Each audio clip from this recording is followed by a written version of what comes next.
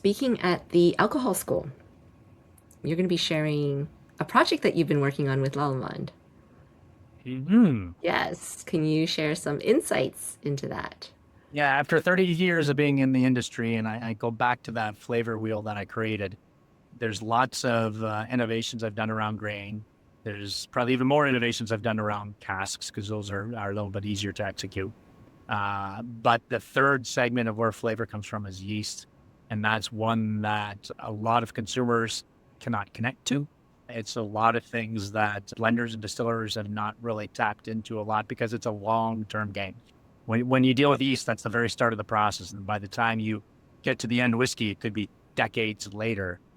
So you don't see a lot of innovation around yeast and storytelling around yeast. But being in this industry for after 30 years, is one that's kind of been bugging me. I just wanted to take it on as what can I do about yeast? And working at the Hiram Walker Distillery, it probably was the most innovative company when it came to whiskey from post-prohibition. And going through our archives and what our predecessors did in around yeast and yeast culturing and understanding the importance of yeast really opened my eyes on the potential. And they knew yeast gave certain flavors and gave certain yield on what they were doing. And they started handpicking the yeast strains that they were doing, but they were so hyper sensitive to it that they wanted to make sure they preserve the integrity of their products. So they adopted early on the technique of lyophilizing yeast cultures. What lyophilizing means is putting it into permanent storage in vacuum sealed test tubes. That technology was kind of developed around the 1930s. Hiram Walker was quick to pick it up. And in around the 1940s, they had extensive libraries of the yeast strains that they were using in their facilities around the world. And that included Canada, the United States, Spain, Scotland, Argentina. They told their yeast strains and yeast supplies in all their facilities of what they were doing.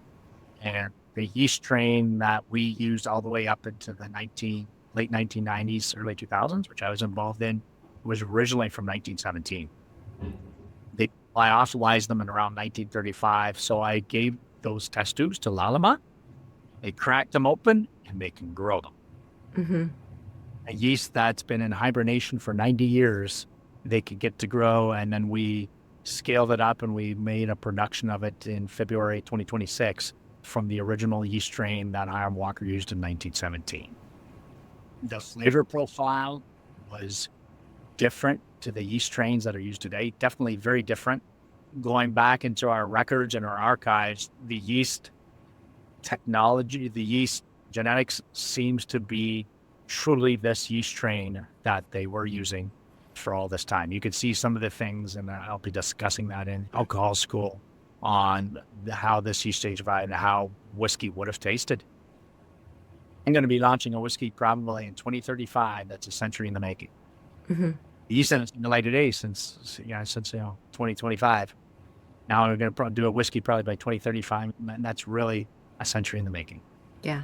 Very That's cool. very exciting. Very exciting. Yeah, yeah. Yes. I think the ability to resurrect ancient yeast strains or yeast strains that were used right around Prohibition is a really interesting opportunity we could share with our consumers. I think they maybe will start recognizing the importance of yeast and what it can do in terms of flavors of whiskey. Mm-hmm.